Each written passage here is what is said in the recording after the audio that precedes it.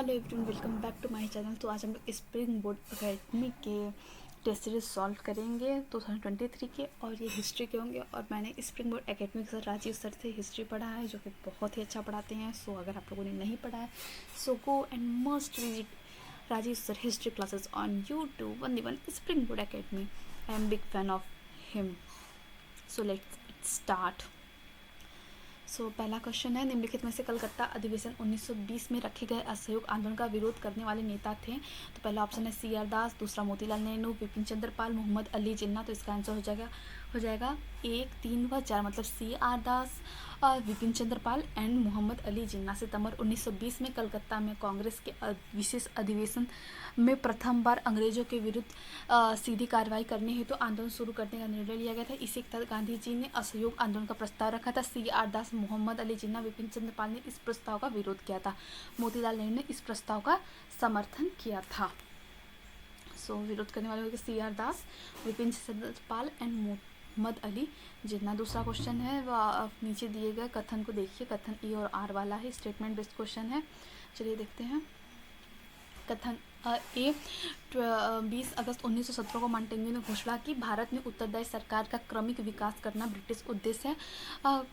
और कारण है मॉन्टेग्यू घोषणा होम रूल आंदोलन व प्रथम विश्व युद्ध का संचयी परिणाम है। तो इसका आंसर हो जाएगा ए और आर दोनों सही है, तथा आर ए की सही व्याख्या कर रहा है। तीसरा क्वेश्चन देखते हैं, इंकलाब जिंदाबाद नारे की रचना किसने की थी? तो इस नारे की रचना की थी मोहम्मद इकबाल ने। इकबाल ने बाग ए दर्रा में लिखा था इंकलाब जिंदाबाद, जिसको भगत सिंह ने फेमस किया था। निम्नलिखित में से सविनय अवज्ञा जांच समिति 1922 से संबंधित है। डॉक्टर अंसारी, सी राजगोपालाचारी, कस्तूरी रंगा तथा विट्ठल भाई पटेल, ये चारों जो हैं सविनय अवज्ञा आंदोलन 1922 से संबंधित है। कांग्रेस ने अपनी भावी रणनीति के उद्देश्य से वर्ष 1922 में सविनय अवज्ञा जांच समिति की स्थापना की थी, जिसके अध्यक्ष हकीम अजमल खान थे तथा प्रतिवेदक मोतीलाल नेहरू ने तैयार किया था। पांचवा क्वेश्चन देखते हैं। निम्नलिखित में से सम्मिलित युग्म है Madras Swaraj party, Satyamurti, Swatantra Congress party, Lala Lajpat Rai, independent party Motilal Nehru, national liberal federation Gopal Krishna Gokhale. तो ये जो चौथा वाला ऑप्शन है वो गलत है। National liberal federation Gopal Krishna Gokhale नहीं थे, इसकी स्थापना सुरेंद्रनाथ बनर्जी ने की थी। इंडिपेंडेंट पार्टी और स्वतंत्र कांग्रेस पार्टी के संस्थापक मदन मोहन मालवीय थे।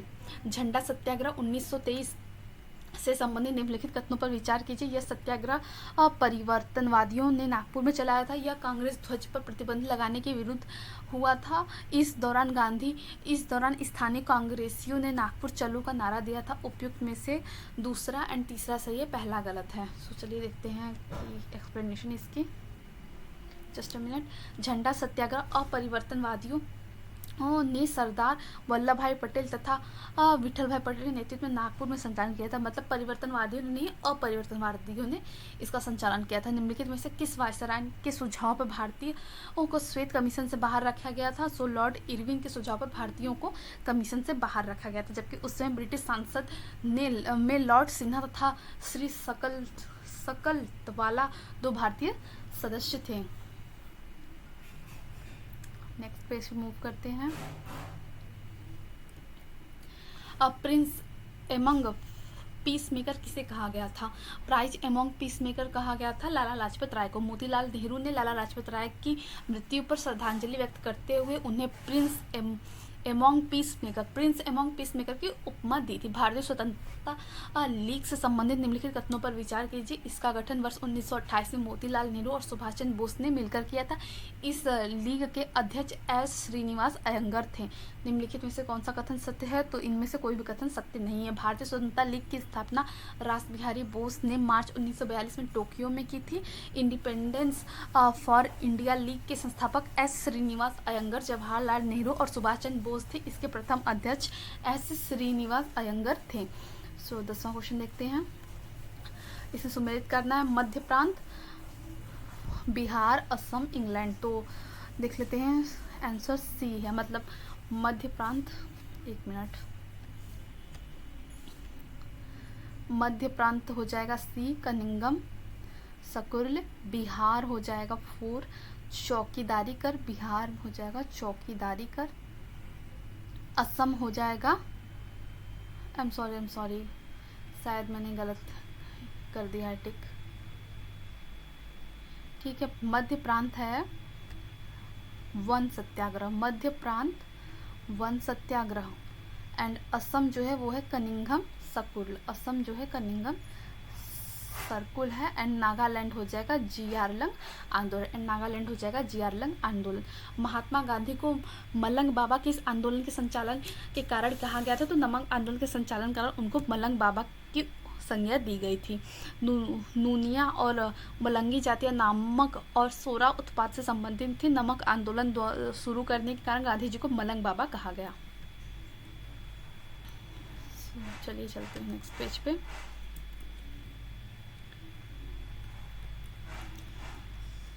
निम्नलिखित किस योजना के अंतर्गत उच्च शिक्षा एवं सिंचाई से संबंधित दामोदर घाटी परियोजना की शुरुआत की गई थी? तो हो जाएगा प्रथम पंचवर्षीय योजना। यह नदी घाटी परियोजना एक बहुउद्देशीय परियोजना है। यह स्वतंत्रता के पश्चात दामोदर एवं उसके 7 सहायक नदियों पर प्रारंभ की गई थी। 1948 में प्रारंभ की गई यह परियोजना प्रथम पंचवर्षीय योजना के दौरान प्रमुख निर्माणों में से एक था। यह मुख्य तौर पर पश्चिम बंगाल व झारखंड राज्य के लिए लाभदायक था। सूची 1 को सूची 2 से मिलान कीजिए। फिर से पेंसिल ले लेते हैं, वेट अ मिनट। और सूची 1 सोम प्रकाश, तो सोम प्रकाश मिल जाएगा।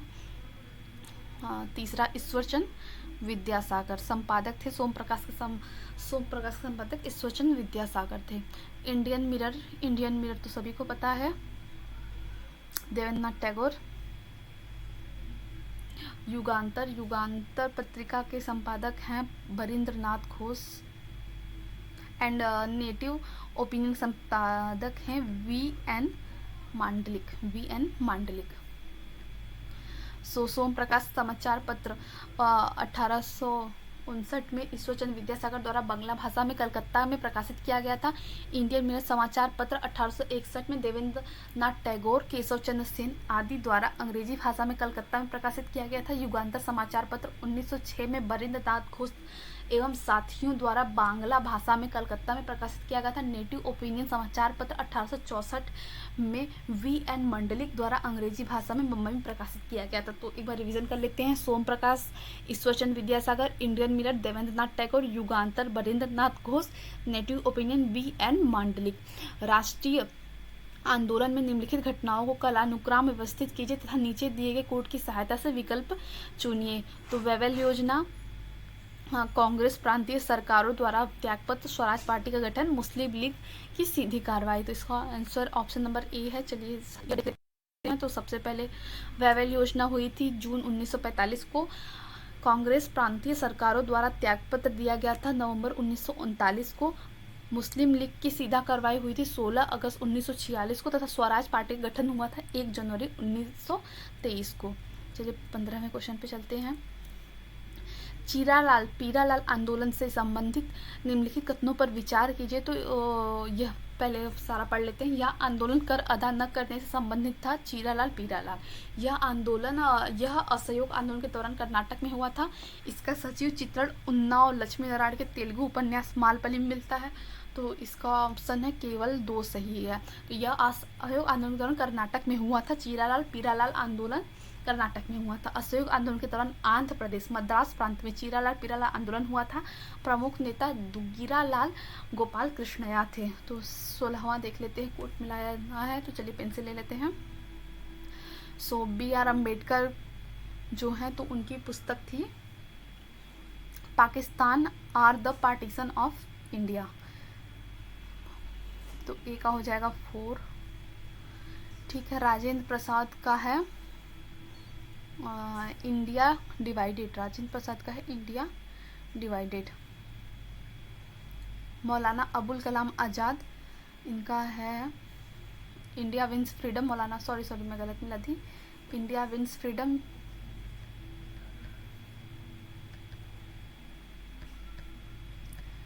सो मौलाना अबुल कलाम आजाद का विंडिया विंस फ्रीडम है, एंड राजेंद्र प्रसाद का है इंडिया डिवाइडेड। सुभाष चंद्र बोस का an Indian premium league, Subhash Chandra Bose का कौन सा है, एन इंडियन प्रीमियम लीग। चलिए नीचे पढ़ लेते हैं एक्सप्लेनेशन।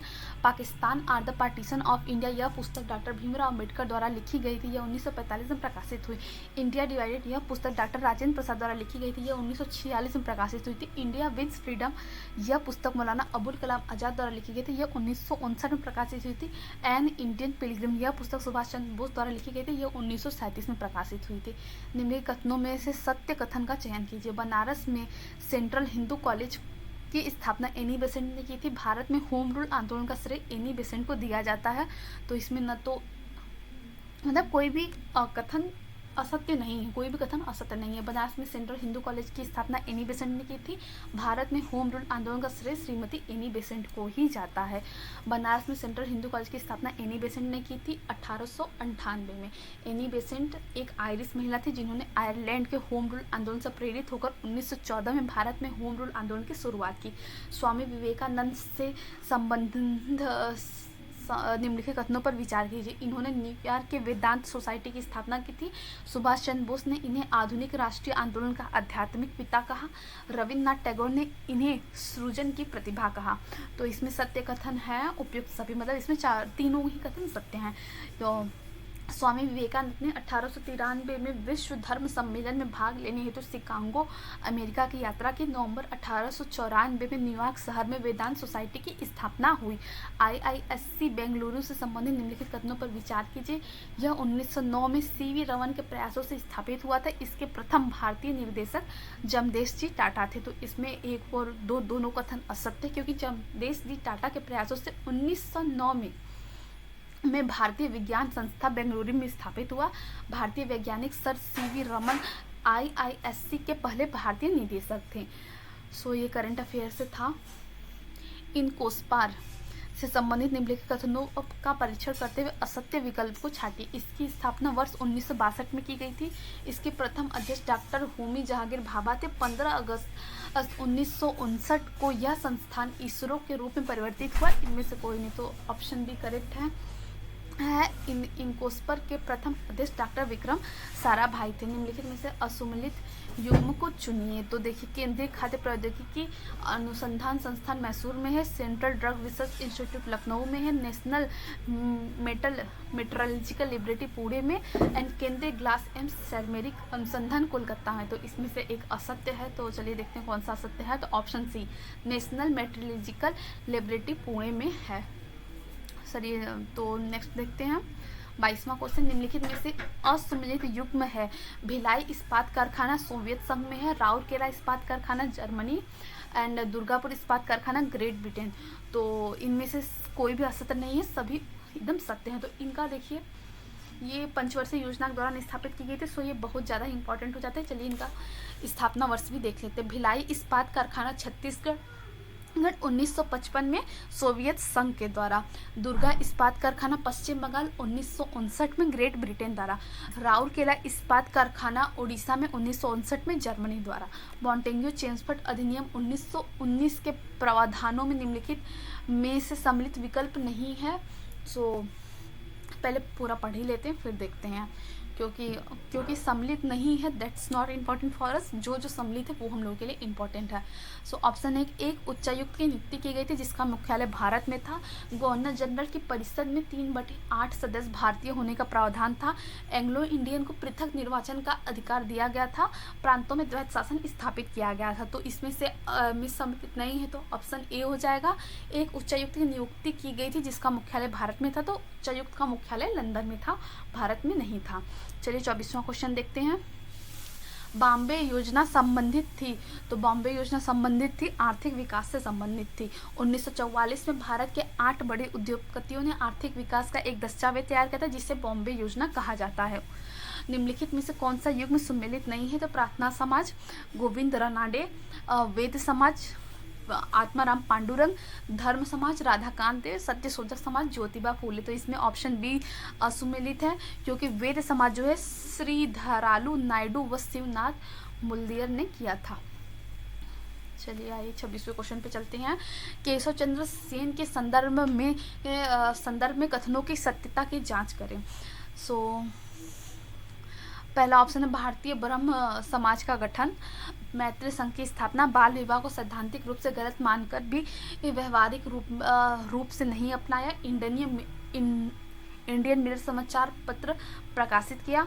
सो इसमें ऑप्शन डी उपयुक्त सभी सही है। केशव चंद्र सेन जो ब्रह्म समाज के संस्थापक थे, या कह सकते हैं कि एक ब्रांच जो है वो संभालते थे। ब्रह्म समाज के बंटवारे के उपरांत केशव चंद्र सेन ने भारतीय ब्रह्म समाज की स्थापना की थी। इन्होंने मैत्री संघ की स्थापना की थी, वह इंडियन मिरर समाचार पत्र प्रकाश भी किया था। इन्होंने बाल विवाह के विरुद्ध सैद्धांतिक रूप से तो नेटिव मैरिज एक्ट 1872 लाने का प्रयास किए, वहीं अपनी ही अल्प आयु पुत्री का विवाह कूच बिहार के राजा से किए हैं। इसमें आनंद मोहन बोस के नेतृत्व में और बंटवारा हुआ और साधारण ब्रह्म समाज की स्थापना हुई। सो बेसिकली ये क्या था कि जब राजा राम मोहन राय की डेथ हुई तो ब्रह्म समाज का जो था वो दो बंटवारा हो गया। एक तो इनके बेटे चलाते थे राजा राम मोहन राय के, दूसरे केशव चंद्र सेन। तो केशव चंद्र सेन जो थे वो भारतीय ब्रह्म समाज के संस्थापक कहलाए। फिर इन्होंने क्या किया कि बाल विवाह के विरुद्ध एक्ट लाने वाले थे 1872 में, बट जब इनको ऑफर आया बिहार के राजा से अपनी बेटी की शादी करने की, जो कि माइनर थी, तो वो अपनी बेटी की शादी कर देते। तो उसके बाद फिर से विभाजन होता है ब्रह्म समाज में। तो एक आदि ब्रह्म समाज बन जाता है और एक साधारण ब्रह्म समाज बन जाता है। तो साधारण ब्रह्म समाज का नेतृत्व तब केशव चंद्र सेन करते हैं और धीरे धीरे वो फेड हो जाता है। सो उसके बाद वो जाके मैत्री संघ की स्थापना करते हैं, जब उनका ये वाला जो है ब्रह्म संघ नहीं चलता है। तो चलिए आगे चलते हैं। क्वेश्चन नंबर 27वां, आर्य समाज के संबंध में कथनों पर परीक्षण कीजिए। इसकी स्थापना 1875 में बॉम्बे में हुई थी। ये ऋग्वेद के प्रमाणिक ग्रंथ माने जाते हैं। इसमें अंतरजातीय विवाह का समर्थन नहीं किया गया, कर्म आधारित वर्ण व्यवस्था को न्याय संगत बताते हैं। तो इसमें चारों कथन सही हैं। दयानंद सरस्वती द्वारा 1875 में बॉम्बे में आर्य समाज की स्थापना की गई थी। ऋग्वेद को ब्राह्मणिक प्रमाणिक ग्रंथ मानते हैं। वेदों की ओर लौटो का नारा दिया गया था। कर्म आधारित वर्ण व्यवस्था को न्याय संगत मानते थे तथा उसमें छुआछूत और भेदभाव जैसे तत्वों को नहीं होते थे। इन्होंने एक वो भी चलाया था रिचुअल्स, जिसको क्या कहते थे, हिंदू शुद्धिकरण मूवमेंट। ये भी दयानंद सरस्वती ने चलाया था, जिसमें क्या होता था, जो भी हिंदू मुस्लिम या ईसाई पारसी में कन्वर्ट हो गए हैं वो दोबारा से हिंदुज़म में कन्वर्ट हो सकते हैं। तो वो था शुद्धिकरण मूवमेंट। सर सैयद अहमद खां के संदर्भ में देवबंद आंदोलन की स्थापना की गई थी। बाइबल पर टीका लिखा गया था। पीर मुरीद प्रथा का समर्थन किया गया था। उनका प्रारंभ से ही हिंदू विरोधी दृष्टिकोण था। तो उपयुक्त में से कितने कथन असत्य हैं? तो 1, 3 व 4 असत्य हैं, बस एक सही है। सर अहमद खान ने बाइबल पर टीका लिखा था। सो चलिए पढ़ लेते हैं। सर सैयद अहमद खान ने अलीगढ़ आंदोलन की स्थापना की थी। बाइबल पर टीका भी लिखा था। मुस्लिम समाज के आधुनिकीकरण पर बल दिया था तथा पीर मुरीद प्रथा का विरोध किया था। समर्थन नहीं किया था, विरोध किया था।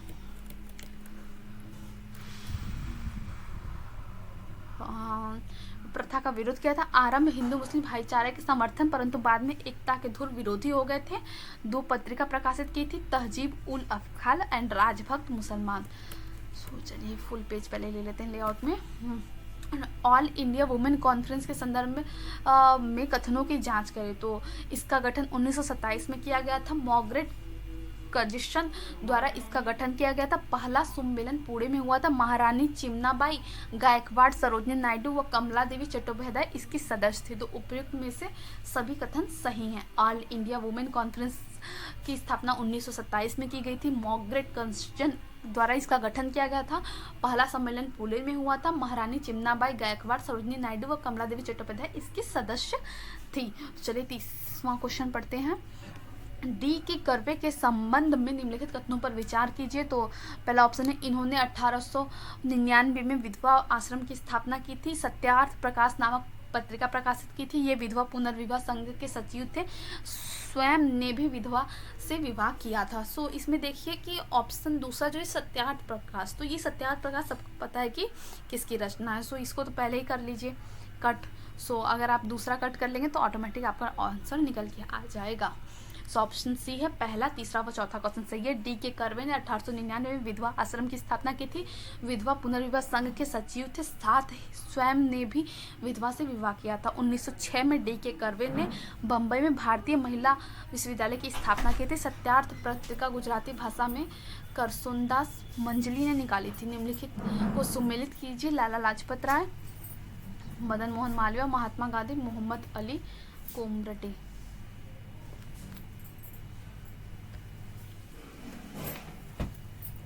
सो इसका आंसर है बी। पेन ले लेते हैं। तो लाला लाजपत, आंसर बी लाला लाजपत राय में। तीसरा होगा वंदे मातरम, समाचार पत्र का लाला लाजपत का वंदे मातरम। मदन मोहन मालवीय का, मदन मोहन मालवीय का है अभ्युदय। महात्मा गांधी का है कॉमरेड, नहीं सॉरी, महात्मा गांधी का हरिजन नामक पत्रिका है। और मोहम्मद अली जिन्ना का कॉमरेड है। Yes, we did it right. वैसे मैं आंसर देख के क्यों, सॉरी गाइस, क्योंकि आप लोग को 100% सटीक बताना रहता है। सो एक बार के लिए तो आंसर देखना ही पड़ेगा, नहीं तो गलत हो जाएगा। तो बहुत लोग आके बहुत बुरे बुरे कमेंट करते हैं। So guys please understand, I am a human being, I can made mistakes, please forget it and please subscribe कर दीजिए। I am putting a lot effort to get my channel to reach. अभी तो 100 ही subscriber हैं, 150 I think है। Please subscribe my channel. चलिए आगे बढ़ते हैं। 50 क्वेश्चन करेंगे, 50 क्वेश्चन करके 150 का पूरा बैच कंप्लीट कर लेते हैं, ठीक है। 150 क्वेश्चन है, इससे पहले मैं बता दी थी। तो 50 अभी करते हैं, 50 दूसरे वीडियो में, फिर 50 दूसरे वीडियो में। Please subscribe my channel. 32वां, 1938 में गठित राष्ट्रीय नियोजन समिति का अध्यक्ष कौन था? तो जवाहरलाल नेहरू थे। राष्ट्रीय नियोजन समिति अक्टूबर 1938 में तत्कालीन कांग्रेस अध्यक्ष सुभाष चंद्र बोस द्वारा गठित की गई थी। इस समिति के अध्यक्ष जवाहरलाल नेहरू थे। इसका मुख्य उद्देश्य भारत में उद्योगों के विकास पर बल देना था। और लखनऊ समझौता 1916 के संदर्भ में निम्न कथनों पर विचार कीजिए। इसमें कांग्रेस के गर्म दल व नरम दल का विलय हुआ। इसमें कांग्रेस तथा मुस्लिम लीग में परस्पर सहयोग हेतु समझौता हुआ। उपयुक्त में से कथन सही है? तो दोनों कथन सही है। 1916 में कांग्रेस व लखनऊ अधिवेशन हुआ, जिसमें बाल गंगाधर तिलक एवं मोहम्मद अली जिन्ना के प्रयासों से मुस्लिम लीग व कांग्रेस के मध्य समझौता हुआ। सूरत अधिवेशन 1907 में हुए, कांग्रेस में विभाजन की समाप्ति हुई। क्रिप्स मिशन और शिमला सम्मेलन से विचार विमर्श में कांग्रेस का नेतृत्व किसने किया था? तो ऑप्शन सी हो जाएगा, अब्दुल कलाम आज़ाद ने किया था। क्रिप्स मिशन और शिमला सम्मेलन में। क्रिप्स मिशन 1942 में भारत आया था, जिसे वार्ता करने हेतु कांग्रेस की तरफ से अब्दुल कलाम आज़ाद एवं जवाहरलाल नेहरू को अधिकृत किया गया था। शिमला सम्मेलन 1945 में विविध प्रस्तावों पर विचार करने हेतु आयोजित हुआ था, जिसमें कांग्रेस के प्रतिनिधि के रूप में मौलाना अबुल कलाम आज़ाद ने हिस्सा लिया था। निम्नलिखित में से कौन सा अधिनियम गैंगिंग एक्ट के नाम से जाना जाता है? तो vernacular press act 1878 ganging act के नाम से जाना जाता है। वर्नाकुलर प्रेस एक्ट 1878 को गैंगिंग एक्ट के नाम से भी जाना जाता है। इस अधिनियम को मुंह बंद करने वाला अधिनियम भी कहते हैं। देसी भाषा प्रचार पत्रों व निमंत्रण करने हेतु लाया गया था। काकोरी कांड हेतु निम्नलिखित में से किन क्रांतियों को फांसी की सजा दी गई थी? तो ऑप्शन हो जाएगा राम प्रसाद बिस्मिल, अशफाक उल्ला खां, प्रफुल्ल चाकी एंड रोशन सिंह। तो राम प्रसाद बिस्मिल, प्रफुल्ल चाकी एंड रोशन सिंह को फांसी की सजा दी गई थी। तथा अशफाक उल्ला खां, ये देख लेते हैं, पर आई थिंक इनको आजीवन कारावास हुआ था। क्रांतिकारी संगठन हिंदुस्तान रिपब्लिकन एसोसिएशन ने 9 अगस्त 1925 को काकोरी उत्तर प्रदेश में सरकारी खजाना ले जा रही ट्रेन को लूटा था। इस घटनाक्रम में अनेक क्रांतिकारियों को गिरफ्तार किया गया था, जिसमें से राम प्रसाद बिस्मिल, अशफाकुल्ला खां, रोशन सिंह तथा राजेंद्र लाहाड़ी को 1927 में फांसी दे दी गई थी।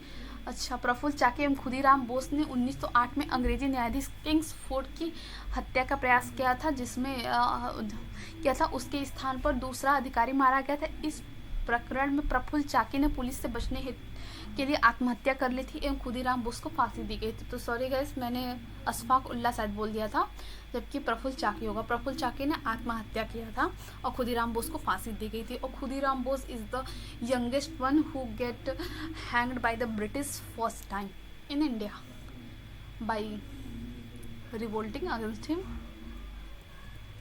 For revolting against him. Ahmedabad अधिवेशन 1921 के समय कार्यकारी अध्यक्ष किससे बनाया गया था? तो हकीम अजमल खां को कार्यकारी अध्यक्ष बनाया गया था।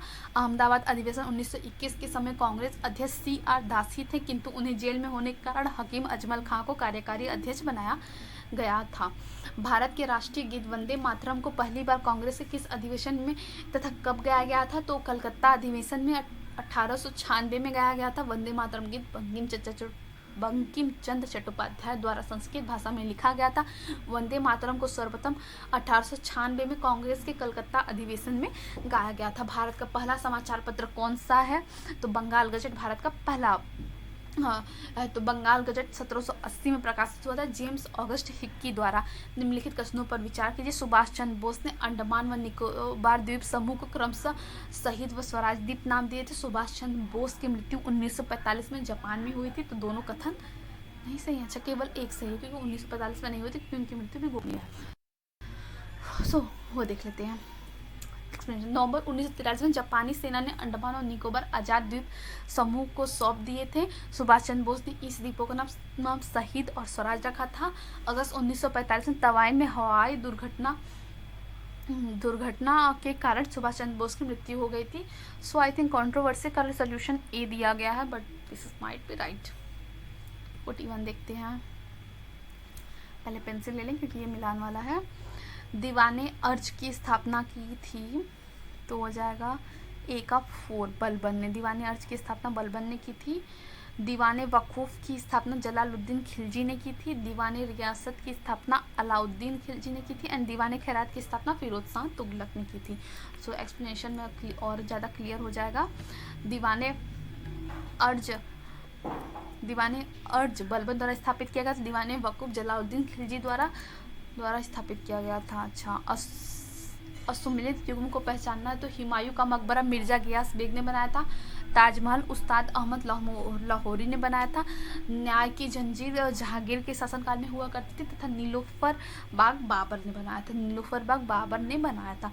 जहांगीर ने अपने शासनकाल में आगरा के लाल किले के शाहबुर्ज में एक न्याय की जंजीर लगवाई थी, जिसमें 60 घंटियां लगी हुई थी। इसके द्वारा कोई भी आम व्यक्ति न्याय के लिए बादशाह से गुहार लगा सकता था। तो चलिए देखिए, फिर से सम्मिलित करना आ गया है। पेंसिल ले लेते हैं।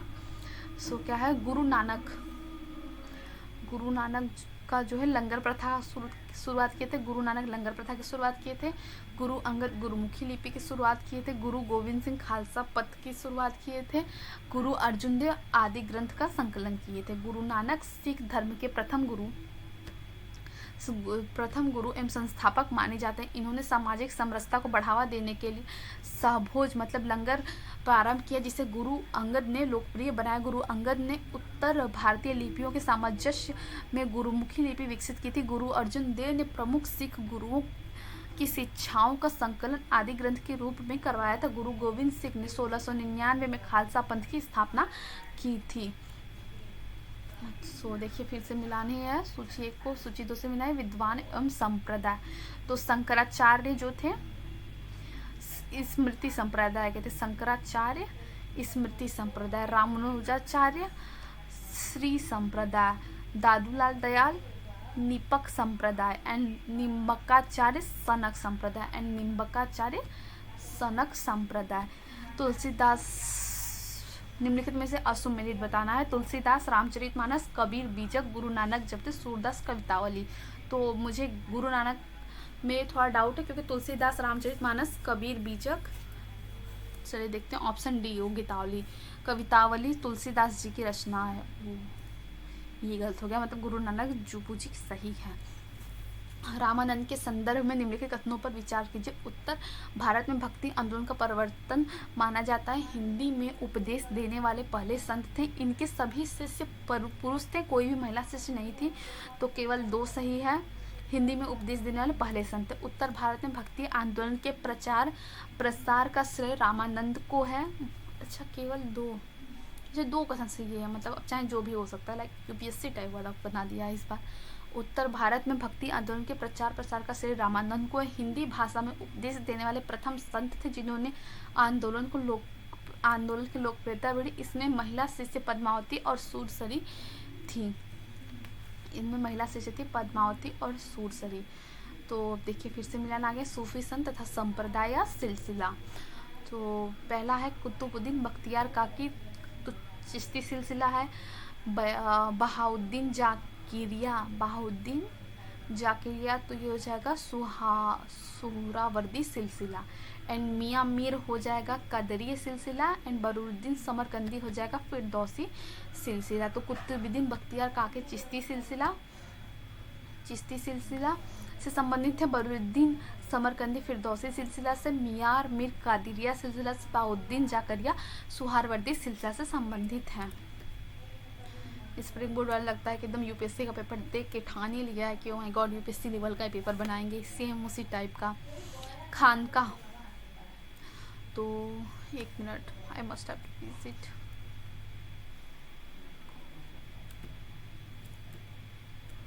ऑप्शन ए, तो खानका तीसरा, सूफी संतों का निवास।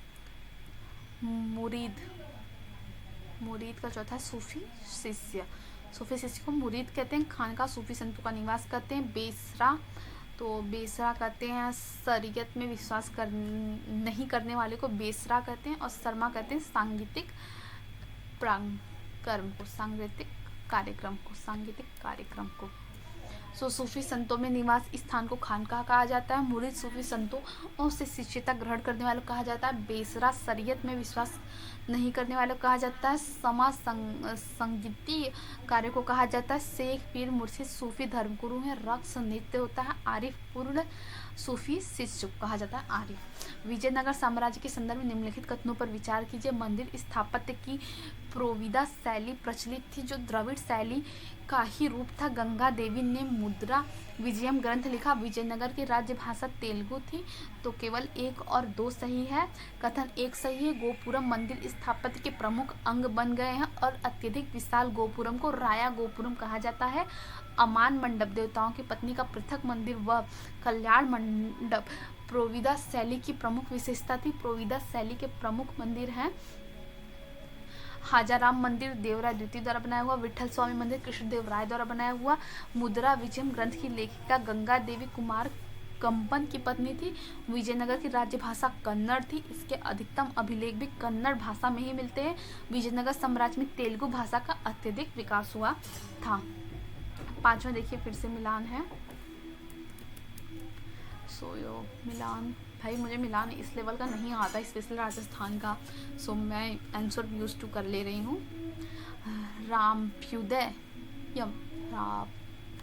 रामभुद्यम मतलब पुस्तक है और लेखक है।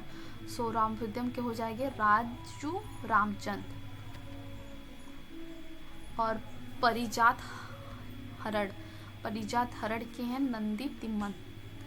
एंड राजशेखर चरित्र के रचनाकार है मध्यादर मलन, सॉरी सेकेंड है। एंड कालीहास माता के धूर्जट। एंड काली हस्ती महाराष्ट्र के दुर्जन। So where is my arrow. Krishnadev Rai के दरबार में तेलुगु साहित्य के 8 विद्वान हैं, जिन्हें अष्ट दिग्गज कहा जाता था। तो राजू रामचंद्र, रामाभ्युदयम, मध्यगीर मल्लम, राजशेखर चरित्र, धूर्जटिक कालहिस्त महात्यम, नंदी तिम्मन, परिजात हरड़। विजयनगर में संगीत कला के संदर्भ में निम्नलिखित कथनों पर विचार करिए।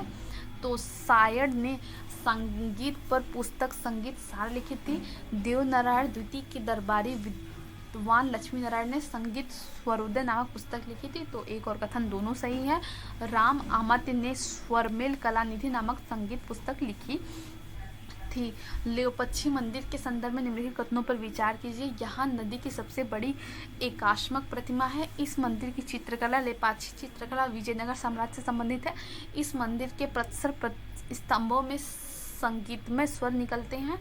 तो उपयुक्त में से कथन सही है दोनों, नहीं हाँ दोनों कथन सही हैं, नहीं तीन, पहला और दूसरा कथन सही, तीसरा वाला गलत है। चलिए इसकी एक्सप्लेनेशन पढ़ लेते हैं। लेपाक्षी वीरभद्र मंदिर का निर्माण विजयनगर शासक अच्युत देवराय 1529 से 42 ईस्वी के काल में उसके प्रांतीय गवर्नर वीरनुप्पा एवं वीरन्ना नायक ने करवाया था। लेपाक्षी मंदिर भगवान शिव के रौद्र रूप वीरभद्र को समर्पित है। इस मंदिर को दीवारों एवं अंदरूनी छत पर भगवान राम, श्री कृष्ण एवं पुराणों से संबंधित तथा सुंदर चित्र बनाया था। कथन एक भी सही है। कृष्णदेवराय द्वारा निर्मित विठल स्वामी मंदिर के 56 प्रस्तर स्तंभों में संगीतमय स्वर निकलते हैं। अकबर द्वारा दिए गए निम्न कार्यों को कालानुक्रम में व्यवस्थित कीजिए। तो जजिया कर की समाप्ति 1562 ईस्वी में, इबादत खाने की स्थापना 1575 ईस्वी में, मजहर की घोषणा 1579 ईस्वी में, दीन ए इलाही की स्थापना 1582 ईस्वी में। औरंगजेब को किन किन क्षेत्रीय शक्तियों का सामना करना पड़ा था? तो ऑप्शन है डी, मतलब सभी क्षेत्रीय शक्तियों का। मराठा, राजपूताना, सतनामी, जाट, सिख, अफगान। सतनामी विद्रोह नारनौल मतलब राजस्थान में हुआ था। जाट विद्रोह मथुरा और भरतपुर में हुआ था, मतलब ये भी राजस्थान में हुआ था। सतनामी विद्रोह राजस्थान, जाट विद्रोह राजस्थान।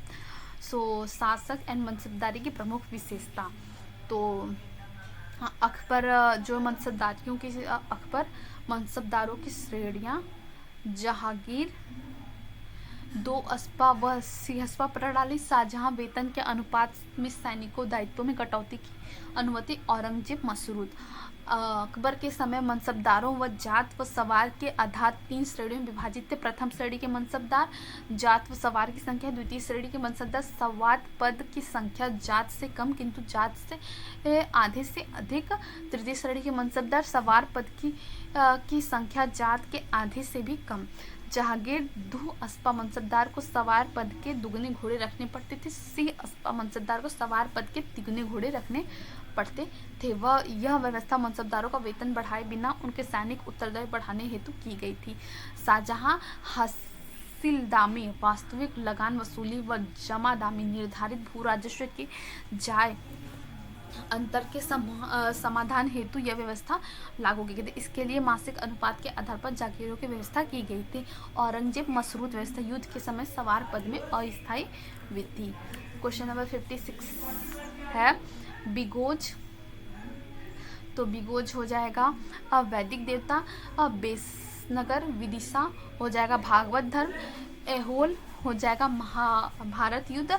एरड़ हो जाएगा सती प्रथा। एरड़ हो जाएगा सती प्रथा। बिगजोई अभिलेख जो है एशिया माइनर तुर्की से मिला। इसमें इंद्र, मित्र, वरुण और नास्त्य जैसे वैदिक देवताओं का उल्लेख मिला है। बेसनगर अभिलेख, इसमें हेलियोडोरस का गरुड़ स्तंभ लेख भी मिला है। यह भागवत धर्म का प्रथम अभिलेख साक्ष्य है।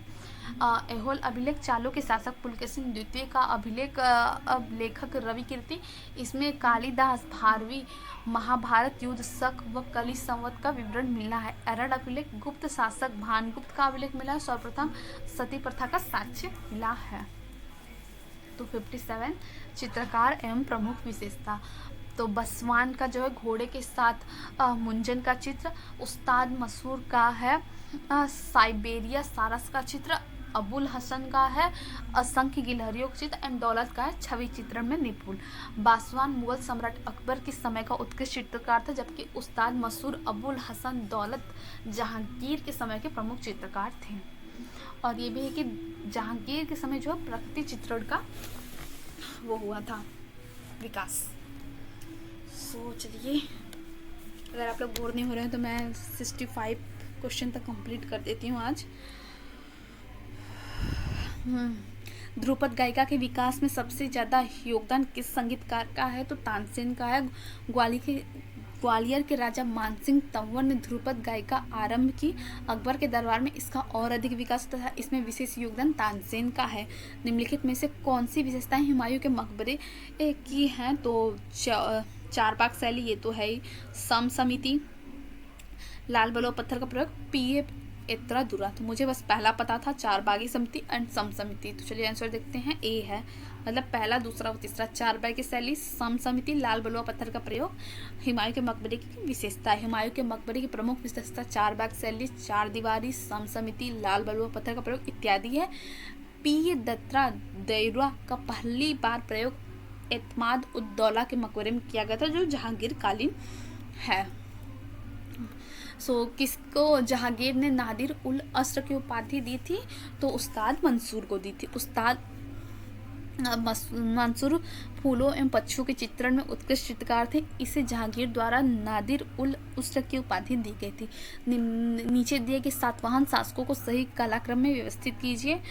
पहले आ जाएगा चौथा सिमुक, पहले सिमुक, फिर सतकर्णी प्रथम एंड गौतमीपुत्र सतकर्णी एंड वशिष्ठी श्री पुलवामी, ये सही कालानुक्रम है। सातवाहन वंश का संस्थापक सिमुक को माना जाता है। इसके पश्चात सतकर्णी प्रथम तथा गौतमीपुत्र सतकर्णी द्वितीय हुए। फिर विशिष्ट श्री पुलुमावी शासनकाल किए। 62 एलोरा के स्थापत्य के संदर्भ में निम्न कथनों में सत्य है। यहाँ कुल 34 शैलीकृत गुफाएं हैं। यहाँ की गुफाएं बौद्ध, हिंदू तथा जैन धर्मों से संबंधित है। विश्व विख्यात कैलाश मंदिर गुफा संख्या 10 है। यहाँ का स्थापत्य मुख्यतः बादामी के चालुक्य एवं राष्ट्रकूट युगीन है।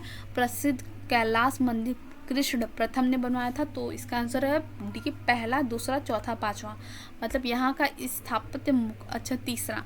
विश्व विख्यात कैलाश मंदिर की गुफा संख्या 10 है। देखिए हमेशा क्या होता है ना, एक ट्रिक है कि एक्सट्रीम जो पॉइंट दिया रहता है, जैसे कि यहाँ दे दिया है 34 और यहाँ दे 10, तो इसमें मेनली चांसेस 50-50 बन जाते हैं कि कौन सा गलत होगा। एक्सट्रीम स्टेटमेंट जहाँ रहता है वहाँ गलत होने के चांसेस रहते हैं, जैसे कि ओनली एंड एग्जैक्ट कोई चीज़ें। तो एलोरा में कुल 34 शैलकृति गुफाएं हैं, जिसमें गुफा संख्या 1 से 12 बौद्ध धर्म, 13 से 29 हिंदू धर्म, 23 से 16 जैन धर्म है। कैलाश मंदिर की गुफा संख्या 16 है।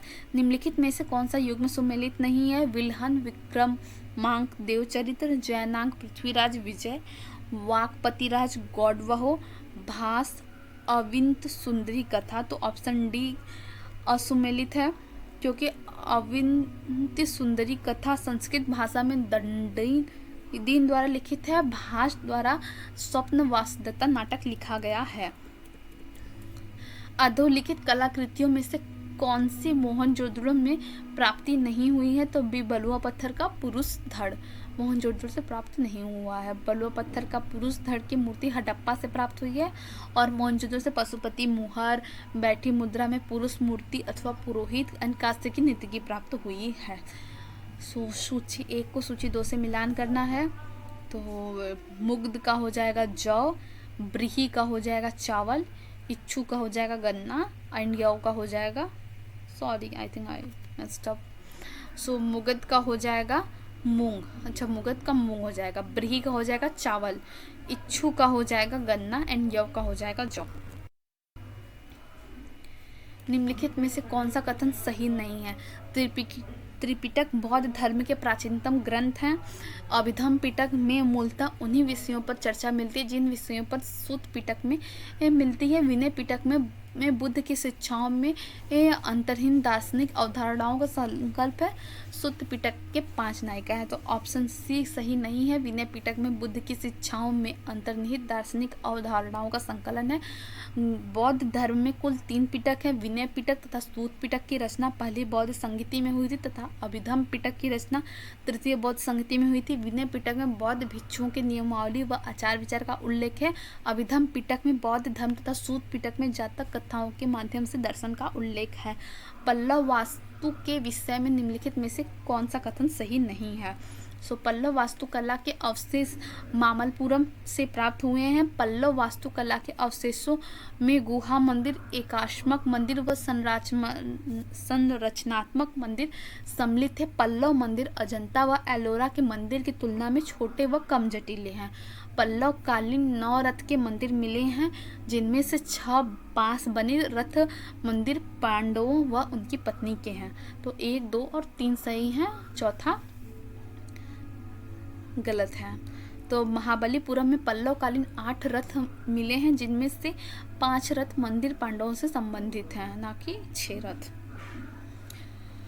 68 क्वेश्चन, निम्नलिखित में से कौन से तत्व विजयनगर के साम्राज्य के विकसित चरण के मंदिरों में देखे जा सकते हैं? तो गोपुरम, कल्याण मंडलम, अकुलित अलंकृत स्तंभ व छतें, स्तंभों के बीच करंड सज्जा। तो 1, 2, 3, 4 ये चारों विशेषताएं विजयनगर साम्राज्य की हैं। निम्नलिखित में से सुमेलित कीजिए तथा नीचे दिए गए विकल्पों में सही उत्तर चुनिए। तो क्या है, ये देखिए सीधे सीधे ही है। 8वां शिलालेख बोध गया की संबंधित यात्रा है। रुमिनदेई शिलालेख कर मुक्ति से है। कंधार शिलालेख अरमाइक भाषा में है। एंड सारनाथ अशोक बौद्ध धर्म से संरक्षक के रूप में है। तो रुमिनदेई स्तंभ लेख में कर को 1/6 से घटाकर 1/8 करने का उल्लेख है। कंधार लेख में ग्रीक तथा अर्मेनाइक लिपि का उपयोग हुआ है। सारनाथ लेख में अशोक बौद्ध संघ में फूट डालने का प्रयास करने वालों को जेल में डालने की चेतावनी देता है। ये अभिलेख मैंने देख रखा है क्योंकि ये म्यूजियम में रखा हुआ है। सो प्लीज़ कमेंट डाउन कितने लोगों ने सारनाथ घुमाया है, क्योंकि आई एम फ्रॉम बनारस।